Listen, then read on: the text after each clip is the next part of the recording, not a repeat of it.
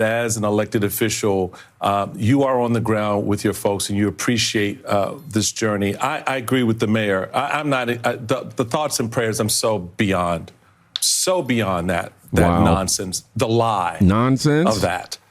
Because what we have are people who continue to stand in the way of actually doing something to stop the violence against their own kids.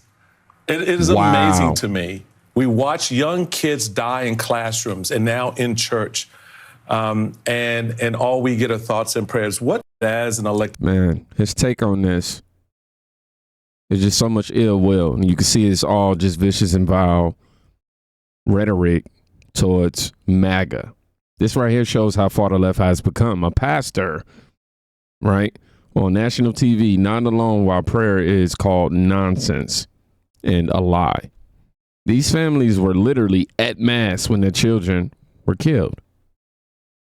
In a response, not compassion, not reverence, ridicule. Man, these Democrats, bro. That's how bold, that's not bold leadership, rather. That's spiritual bankruptcy. No, I don't agree with this approach, man. In a parade of thoughts and prayers, mockery, it didn't stop here, unfortunately. And all they should be hoping to do is have someone to sit with at lunch or someone to play with on the playground. And they should be waiting to hear an update when they get home. And that is not what these parents at the school experience today. Sorry, this is a tough one. Having your child killed while they are sitting in a pew for a morning prayer service is not what any parent should have to worry about.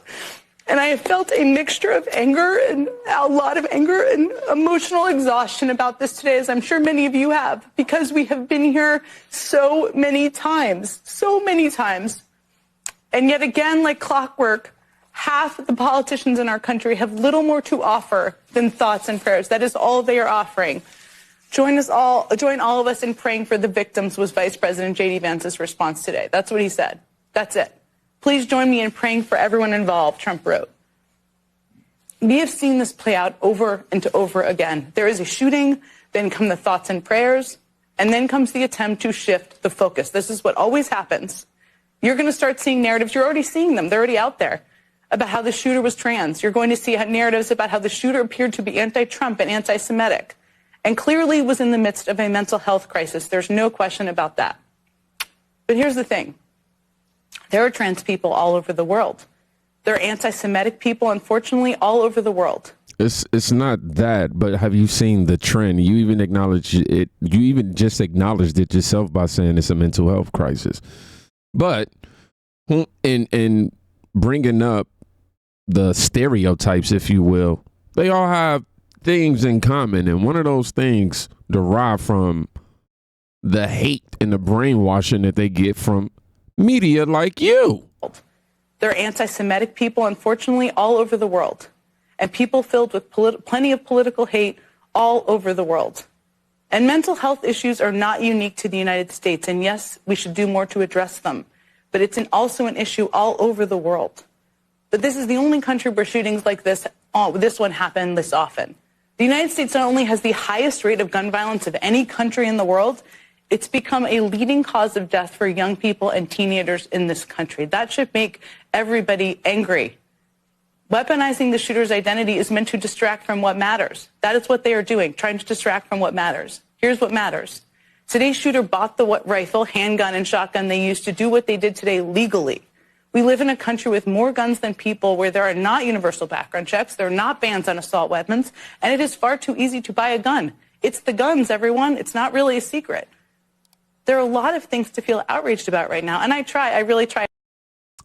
Jen, how you say her name? Psaki? Something like that. Crying on camera, pretending she cares while she's attacking Republicans for daring to pray. This is the new low.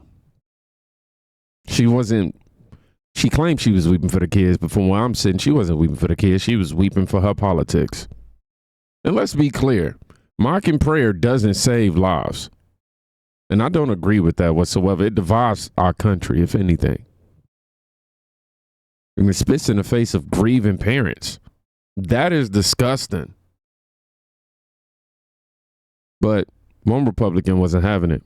And he lit Brian, he lit her up. But your friend Jen Psaki posted on X, when kids are getting shot at in their pews at a Catholic school mass and your crime plan is to have National Guard put mulch down around D.C., maybe you should rethink your strategy. Setting aside the fact that that's a run-on sentence and a non sequitur, what's your point about that? Jen Psaki is a hack trying to make a political point. The reality is the tragedy that occurred today in Minneapolis is once again where the Democrats are ignoring some of the serious mental health challenges affecting young people in the United States, especially around gender identity, this transgender movement that they have fully gotten behind. On a broader level as a country, we have to take mental health much more seriously. I mean, look at the magazines, what was written on these magazines, talking about going after Christians. Where is your God? Going after Israel. Actually writing there to kill Donald Trump. This is the insanity from the hatred that has come from the left. And so if they want to now come out and be mad at people who are trying to sympathize and empathize with the families, and especially the families of these two young kids that were lost, they need to re-examine everything about their party. It's not the time for politics. Right. It's about comforting the families who have lost two young kids and then examining all the public policy so that this doesn't happen again. And I will tell you, once again, this is not about guns. This is about mental health issues that the radical left refuses to acknowledge comes from their crazy ideology, which is damaging so many children in the United States who are now becoming young adults. Congressman Byron Donalds, he said it straight. The real crisis is mental health, identity confusion, and the radical ideology Democrats keep continuing to cheer on. He didn't tiptoe around it, and I appreciate that. And he's right. If Democrats spend half as much energy protecting kids in pews as they do protecting their political narratives, this country wouldn't feel like it's unraveling.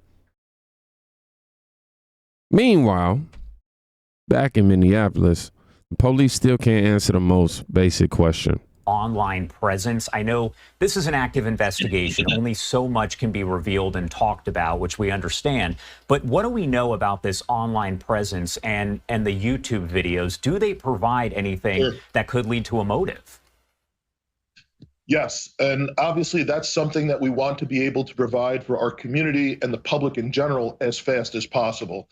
There's still hundreds of pages that have been retrieved through these search warrants that the FBI is going through with us and helping us to try and determine a specific motive. But from everything that we have seen so far, there's obviously very disturbing writings that this individual had and a whole wide variety of hate against. Like killed Donald Trump. Lots of groups of people and other individuals. We have not been able to kind of narrow down a specific triggering incident that may have an event that may have led him to target the church in particular. We do know he previously was a student at the church, a member of the parish, that his mom had previously worked for the church there. But again, he appears to follow what unfortunately is more and more common in our society, is this classic pathway to violence for an active shooter that's just deranged and wants to do this, wants to cause as much trauma and death as possible. The chief admits it, no clear motive. Hundreds of pages of hate-filled writing, but nothing they can pin down just yet. And here's the truth. The uncertainty shouldn't, it should be sacred ground for patience, rather. For careful words. But Democrats don't wait for facts. They rush to the cameras. They twist the story and weaponize the tragedy. And when it comes to identity politics, they double down. The Minneapolis shooter is reportedly trans, and now the right, MAGA, losing their minds over it, making it a big deal, an issue. Here's where the ignorance comes in. They're so ignorant. Because trans people can be of many different political persuasions. And that doesn't change the argument and the fact that we need sensible gun legislation in this country that goes along with mental health issues. You can be a trans person and have mental health issues, just like you can be a straight white man who it usually is doing these things and have mental health issues as well. The Minneapolis shooter is reportedly... This guy, Don Lemon, tells America it doesn't matter that the shooter identified as trans. Let me say this. Nobody's saying every trans is violent. Every trans person is violent. Nobody's saying that. But when we see a disturbing pattern, when we see leaders pushing this ideology on children, we can't pretend like it's irrelevant. You can't sit here and do that. Facts actually matter, bro. Identity matters when it's part of the story.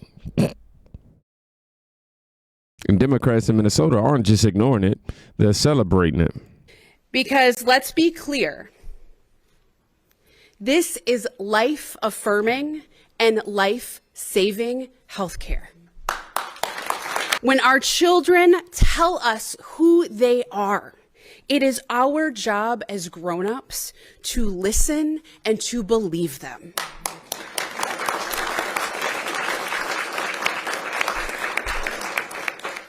That's what it means to be a good parent. Because Oh, wow. Y'all took a look at this? Minnesota's lieutenant governor in a shirt that says, protect trans kids with a knife graphic on it. Oh, wow. This is leadership. Days after a trans identifying shooter massacred Catholic kids, this is the image she projects. Then tell us to believe the children no matter what. But what about the children who lost their lives? Where's their protection? And when Democrats can't spin ideology, they go back to their favorite scapegoat. Donald Trump has the power to do something about this. After Parkland, he repeatedly said, you guys are cowards. You're not going to do anything because you're afraid of the NRA. We need to do something about guns. That is what he said. And then he met with the NRA and did nothing. Why? Because he is a coward. And my message to Donald Trump is that you are a coward, sir.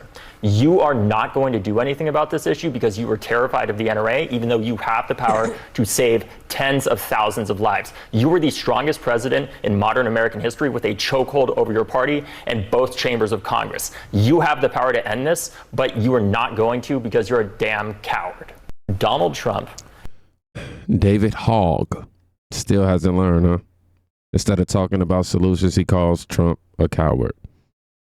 This is the same tired blame game they've played for years, man. Find the nearest Republican, shout his name, and pretend the shooter disappears. But the parents in Minneapolis don't need finger pointing. They need leadership. Meanwhile, Americans outside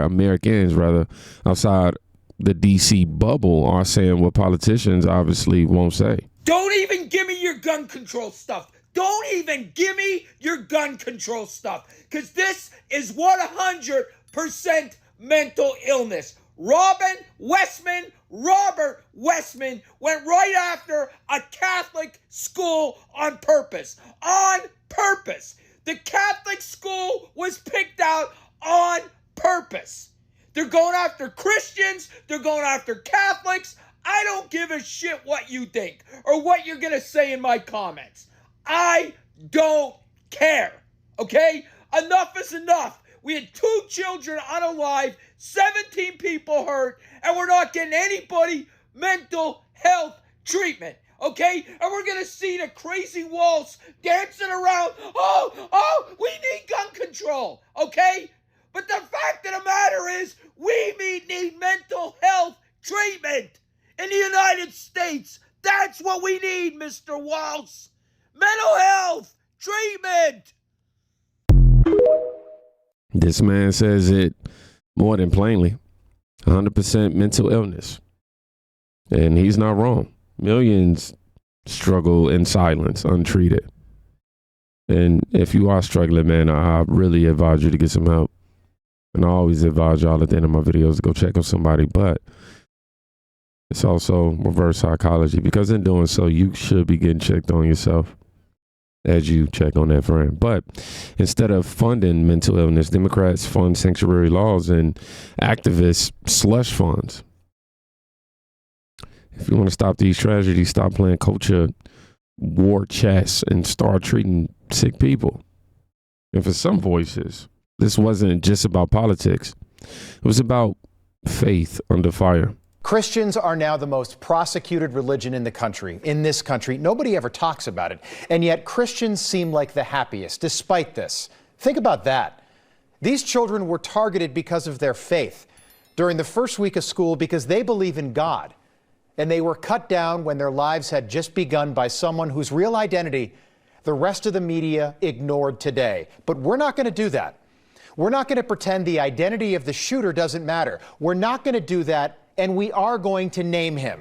We're not going to name the shooter. We're going to name the shooter, and we're going to tell you everything we think is relevant because it does matter. There is a trans violence crisis in this country, and half the country, many of the same people who voted for Kamala Harris just don't seem to care. Kash Patel, the director of the FBI, tweeting today, the FBI is investigating this shooting as an act of domestic terrorism and a hate crime targeting Catholics. The shooter has been identified as Robin Westman, a male born as Robert Westman. The FBI will continue to provide updates on our ongoing investigation with the public as we are able to, meaning that according to the director of the FBI, the shooter was transgender. A trans shooter in a state where Democrats have made it perfectly clear that they support the insanity that this has become, what we now call the trans community in this country.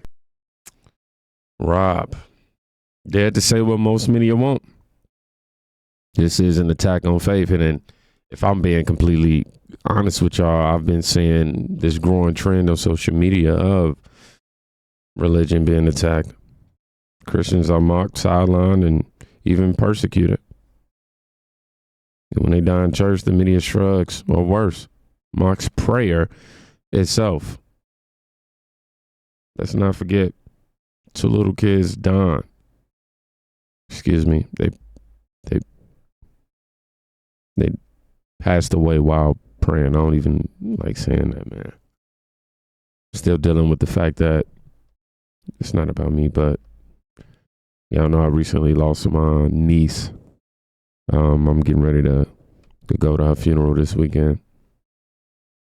But as it pertains to this, that's not just violence, man. That's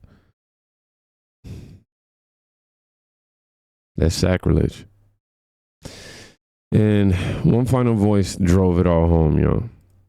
Suicidal transgender who hates Trump's Christians and Jews shoots up kids at a Catholic school, and the media wants to take away your handgun. So how are we supposed to protect ourselves from trans shooters? The media is bad at pattern recognition. We aren't. Just 2 years ago, another trans 20-something walked into a Christian school in Nashville with a rifle and shot 3 kids and 3 adults. They buried the manifesto and locked down the case. We've seen trans shootings in Colorado and in Maryland. They even shot up an ICE facility in Texas. And it seems like half of Antifa's trans. A couple of they-thems just got popped for firebombing Teslas. The mayor of Minneapolis says, you can't say that. Anybody who is using this as an opportunity to villainize our trans community or any other community out there has lost their sense of common humanity. We should not be operating out of a place of hate for anyone. We should be operating from a place of love for our kids. I don't hate anyone who thinks they're trans. I feel sorry for them. But statistically, the trans population has been prone to violence. That's not villainizing, that's reality. And if you can't recognize reality, you're in danger. We love the American people, especially American children. And if they're troubled and believe they're somehow a girl trapped in a boy's body, we want to get them help. We don't want to give them hormones and operate on them. Society shouldn't be trying to produce more trans kids. We shouldn't be encouraging an emotional disorder or whatever this is. And doctors should stop profiting from it. Great Britain ended child sex change surgeries. They said it's barbaric, and they're right. And politicians should stop elevating the trans issue like it's the civil rights struggle of the 21st century. You see it all over Minneapolis. Minneapolis will continue to be a safe haven for our trans community. For being a safe haven for transgender individuals. We have sued them for gender-affirming care. Yes, we are not going to scapegoat our transgender community. When our children tell us who they are, it is our job as grown-ups to listen and to believe them. So when your 9-year-old tells you he's a horse, do you let him sleep out in the barn and eat hay? What are we doing here? Just a few years ago, the psychiatric community classified transgenderism as a mental illness. Then doctors went woke and removed it as a condition, and now millions of young Americans are identifying themselves as trans and getting high fives. When someone has an illness, we should treat it instead of affirm it. We don't celebrate schizophrenia. We don't encourage depression. Teenagers are confused. Sometimes these things are just a phase. And if they're not, all right, then a grown man can wear a dress. If he wants to do that in America, he has that right. We're a pretty darn tolerant society. But the left's weaponizing trans kids and turning them into culture warriors. And they've been turned loose against the church, schools, and Trump. You see it, I see it. The trans Klan has a militant wing, and it's out for blood. They're taking lives, defiling churches, and freaking everybody out. And some politicians are doing more to protect shooters like Westman than soft targets like schools. In 2023, private schools in Minnesota begged Governor Walz to fund more school safety. They told him it was an urgent and critical need. Minnesota had an $18 billion budget surplus, but the governor didn't do it. Instead, he turned Minnesota into a trans sanctuary. And his attorney general, Keith Ellison, sued Trump so they can keep castrating little boys. Tim Walz failed. Our leaders keep failing us. They failed us during COVID, on trade, on immigration. They say they care about kids, but they locked them down and oversaw an obesity and chronic disease epidemic. And now there's a growing trans epidemic, and they won't even admit it, just like crime. They created a crisis and then lie about it and blame you for not being compassionate. But their fake compassion is getting people killed. Yes, it is.